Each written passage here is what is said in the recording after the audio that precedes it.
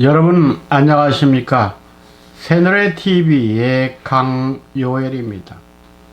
이번 시간에는 마지막 업을 누릴 자에 대해서 말씀을 드리도록 하겠습니다. 하나님의 말씀은 다니엘서 12장 13절입니다. 너는 가서 마지막을 기다리라. 이는 네가 평안히 쉬다가 끝날에는 네 업을 누릴 것임이니라. 아멘. 다니엘 12장 8절 말씀 보면 다니엘은 하나님의 역사를 통해서 한때, 두때, 반때의 내용을 듣게 됩니다. 그런데 그가 들어도 그 때의 비밀을 알지 못하고 깨닫지 못했습니다. 답답하겠죠? 근데 성경에서 말씀을 못 깨닫는 자는 누구냐? 악한 사람이라겠습니다. 다니엘 12장 10절 악한 사람은 아무도 깨닫지 못하지 오직 지혜 있는 자는 깨달으리라 그랬어요. 그럼 다니엘은 뭡니까? 깨닫지 못하는 위치에서 볼 때 악한 자에 속해 있잖아요. 여러분들은 아무리 성경에서 훌륭한 인물일지라도 하나님의 세계를 못 깨달으면 그 사람은 하나님이 역사해 주는 사람이 아닙니다. 하지만 성경을 통해서 볼 때 다니엘이 한때, 두때, 반때에 대해서 깨달았다, 못 깨달았다, 우리는 그 결론을 내릴 수가 없습니다. 그러나 그가 못 깨달았다면 다니엘의 때가 아니기 때문에 감추어 놓은 것이라고 말할 수는 있죠. 근데 성경에서 지혜 있는 자만이 깨닫는다 그랬습니다. 호세아 14장 9절 누가 지혜가 있어 이런 일을 깨달으며 누가 총명이 있어 이런 일을 알겠느냐 그랬습니다. 그러니까 지혜가 있어야 성경을 깨닫는다는 거예요. 그럼 지혜가 없으면 어떻게 하냐? 지혜를 구하라는 겁니다. 호세아 1장 5절 보면은 너희 중에 누구든지 지혜가 부족하면 모든 사람에게 후히 주시고 꾸짖지 아니하시는 하나님께 구하라. 그리하면 주시리라 그랬습니다. 그런데 성경을 읽고도 깨닫지 못한 그런 사람들이 성경 깨닫게 해달라고 지혜 구하는 거 봤습니까? 지구촌에 목사님들 너무 많습니다. 그러나 깨닫고 말씀 전하는 분이 있습니까? 다 자기 경험, 지식, 체험 그런 걸로 설교하죠. 하나님은 영입니다. 문자와 역사를 통해서 영의 세계를 알아야 되는 거예요. 그러므로 문자를 파헤치고 그 속에 들어가야 됩니다. 역사를 파헤치고 역사가 없는 하나님의 세계로 들어가야 말씀을 깨달을 수 있는 거예요. 그런데 그것이 지식이 아니고 지혜라고 했습니다.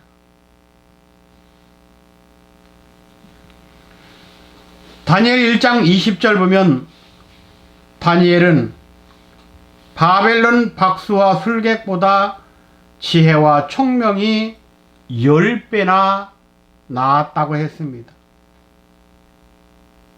이 10배나 나은 다니엘도 때의 비밀을 몰랐더라 그 말이에요. 그럼 다니엘이 몰랐으니까 우리도 몰라야 됩니까? 마지막 때 말씀은 마지막 때에 살고 있는 우리들이 깨달을 수 있기 때문에 주신 거예요.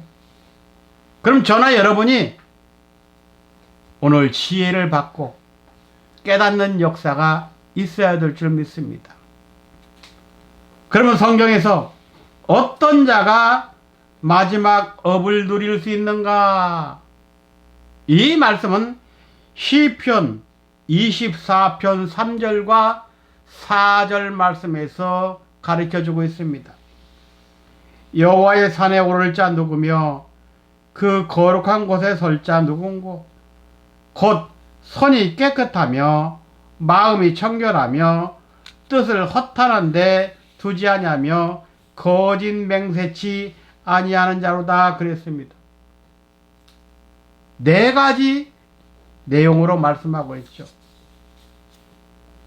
우리 이 네 가지를 오늘 알고 또 마지막 때의 비밀도 알고 더 나아가서는 마지막 그 보상을 다 받는 모두가 되시기를 바랍니다.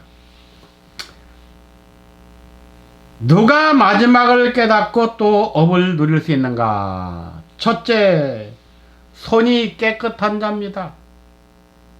손이 깨끗하다는 것은 행실이 바르다는 겁니다. 행실은 거룩한 성품에 부합되는 삶의 요구입니다. 그러므로 하나님을 믿는 사람들의 손은 모두가 다 행실을 상징하기 때문에 손이 깨끗해야 됩니다.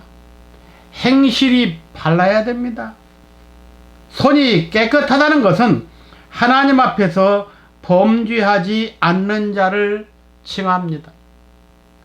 이사야 59장 1절부터 3절, 특히 3절에 보면 너희 손이 피해 너희 손가락이 죄악에 더러워졌다 그랬습니다.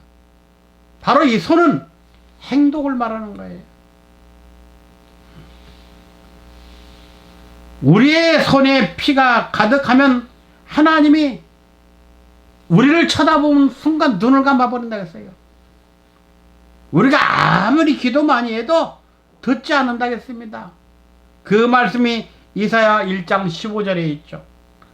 너희가 손을 펼 때에 내가 눈을 가리우고 너희가 많이 기도할지라도 내가 듣지 아니하리니 이는 너희의 손에 피가 가득함이라 그랬습니다. 두 번째, 마음이 청결해야 합니다. 마음이 청결하다는 것은 순수하고 정직한 생각을 가지라는 말입니다. 순수란 다른 것이 조금도 섞이지 않은 것을 말합니다. 바리새인과 서기관들처럼 누룩이 섞이지 않아야 된다. 죄악에 누룩이 섞이면 안 된다 그 말입니다.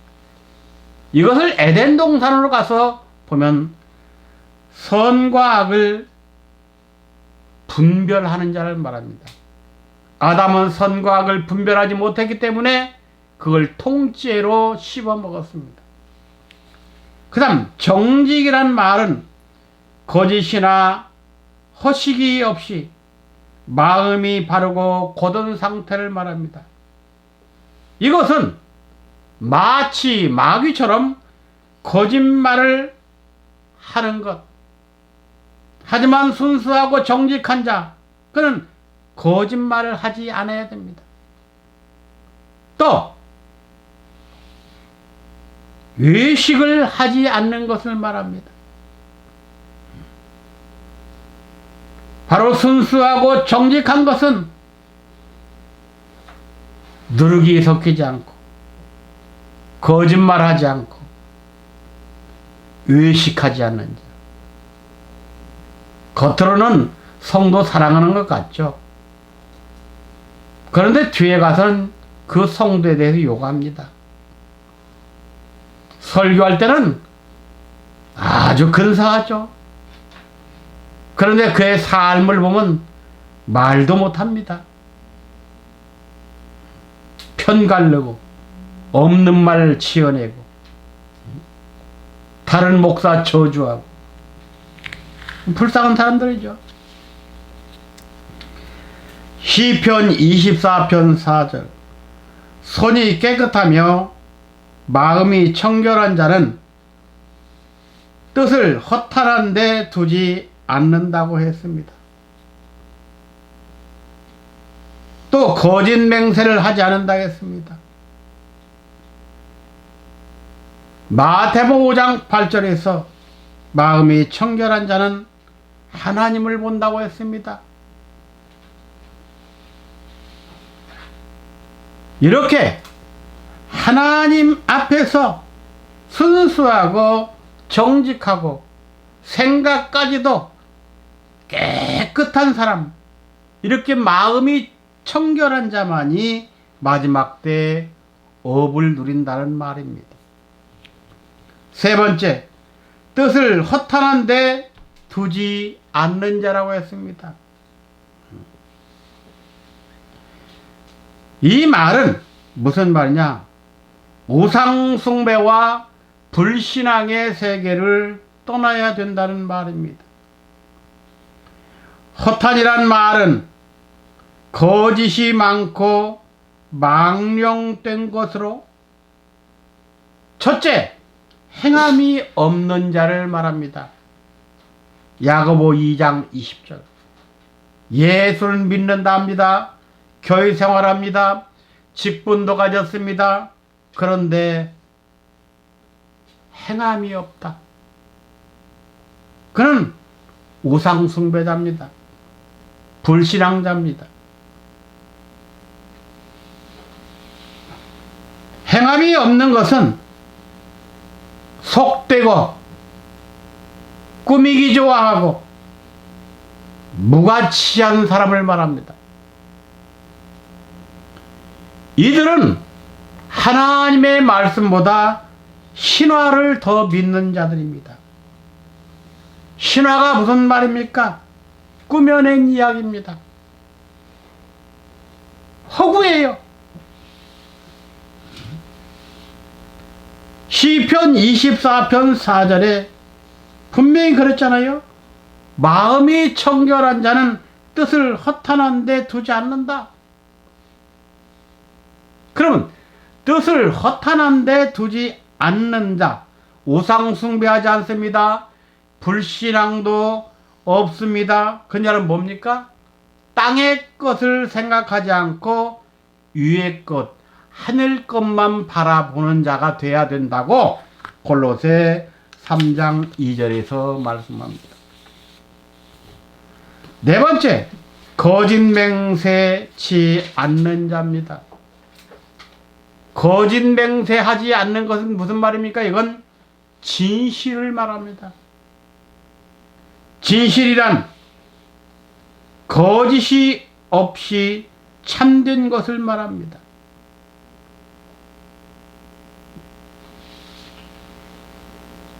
거짓 맹세하지 않는 자.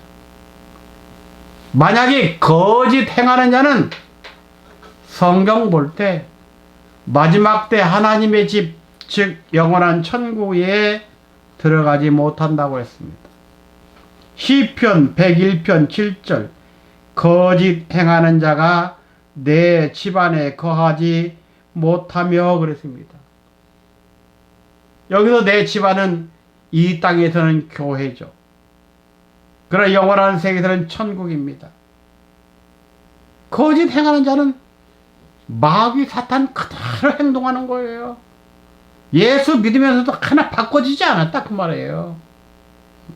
여러분 주의 보세요.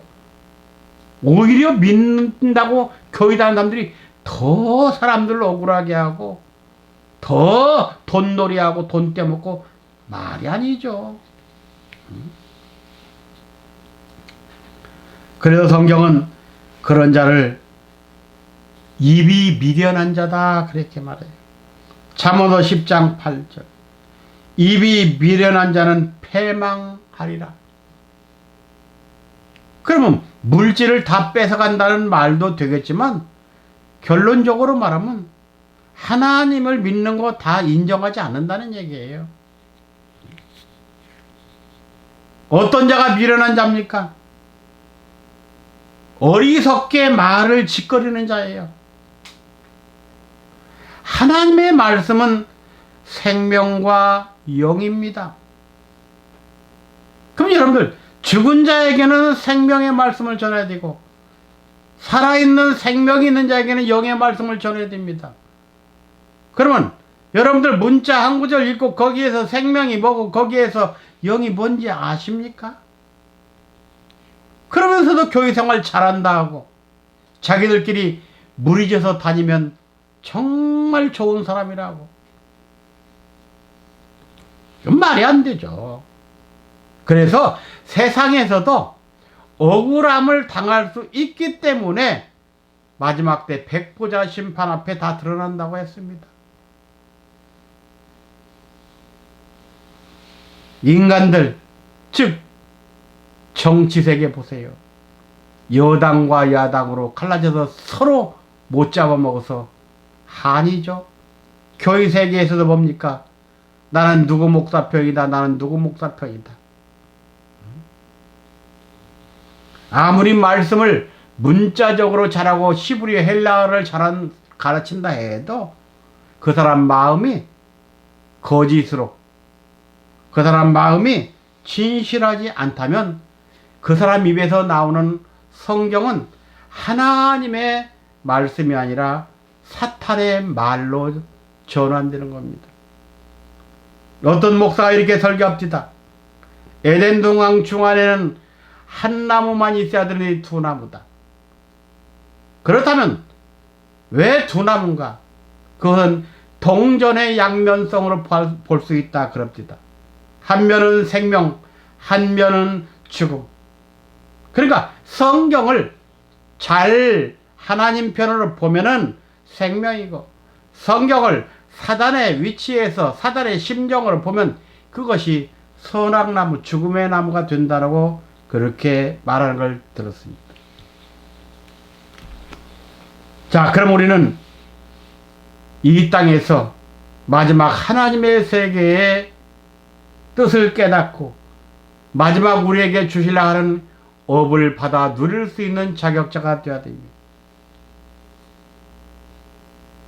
이 땅, 인간 최상의 행복은 하나님과 영적인 교제함에 있습니다. 그래서 하나님의 백성은 역사를 보는 눈이 있어야 합니다. 왜 그렇습니까? 역사의 중심은 구속사이고 구속사의 중심은 그리스도이기 때문입니다. 그래서 세상 역사를 통해서 지금 구속사가 어느 방향으로 어느 때까지 왔구나, 그걸 분별할 줄 알아야 됩니다. 어떤 사람은 그럽니다. 세상은 세상이고 교회는 교회고 이렇게 말해요. 어리석은 사람이에요.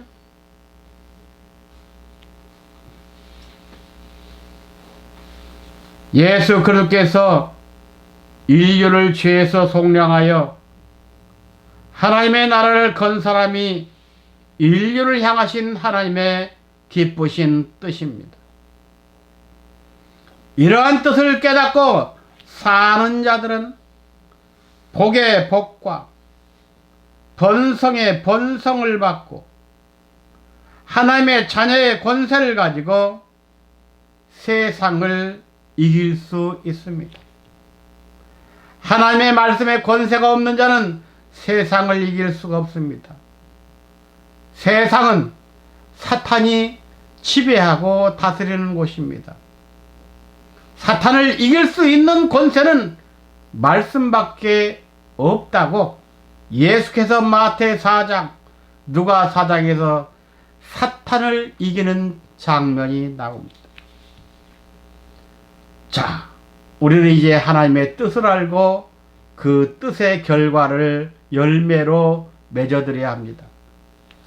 하나님의 뜻은 여러 시대를 걸쳐 여러 모양으로 우리들에게 은혜로 나타냈다고 히브리 1장 1절부터 3절에 나옵니다. 옛적의 선지자들과 조상들에게 여러 부분과 여러 모양으로 예수 메시아를 얘기했다. 그래서 모든 날 마지막에 아들로 말씀하셨으니 그렇습니다. 2000년 전에 메시아신 예수가 이 땅에 오심으로 종말이 되었습니다. 그러나 하나님은 인간을 이처럼 사랑하사 그때 종말을 이루지 않으시고 2000년이라는 공백기, 우리에게 회개할 수 있는 기회를 주었습니다. 그리고 우리가 마음대로 회개하지 못하기 때문에 마가 요한의 다락방에서 성령을 선물로 줬습니다. 그러므로 성령을 받지 않은 자는 회개할 수가 없습니다. 2000년 전 예수가 오심으로 마지막 종말이었다면 마지막 때는 아버지의 영광으로 온다겠습니다. 여러분들이 마지막 시대에 아버지와 그 말씀을 받고 영접했다면 지금 이 시대가 마지막이라는 것을 알 수가 있습니다. 이 세상의 끝날인 종말은 하나님의 지혜로만 알 수 있기 때문에 성도들의 모든 생활은 지혜가 필수 조건이 됩니다. 그래서 다니엘은 다니엘 12장 10절에 악한 자는 아무도 못 깨달으나 지혜 있는 자만 깨닫는다 했습니다. 그래서 지혜가 부족한 자는 지혜의 본인, 지혜의 근원이신 예수와 하나님께 그것을 달라고 부탁하라고 야고보 1장 5절에 말씀했습니다. 결론적으로 지혜가 뭡니까? 생명나무입니다. 잠언서 3장 18절에 지혜는 그 얻은 자에게 생명나무라, 지혜를 가진 자는 복되도다고 했습니다. 그러므로 마지막 복을 누릴 자가 누굽니까? 바로 복의 근원인 생명나무를 깨닫고 그 열매를 먹은 자인 것을 알 수가 있습니다. 이 생명나무 지혜는 예수 그리스도라고 고린도서 2장 7절에 말씀하고 있습니다. 그러므로 지혜이신 예수님과 마지막 때 오시는 아버지를 알 때 마지막 때의 복인 하나님께서 우리를 위해 준비하신 마지막의 바로 영생과 변화를 이루게 될 것입니다. 감사합니다.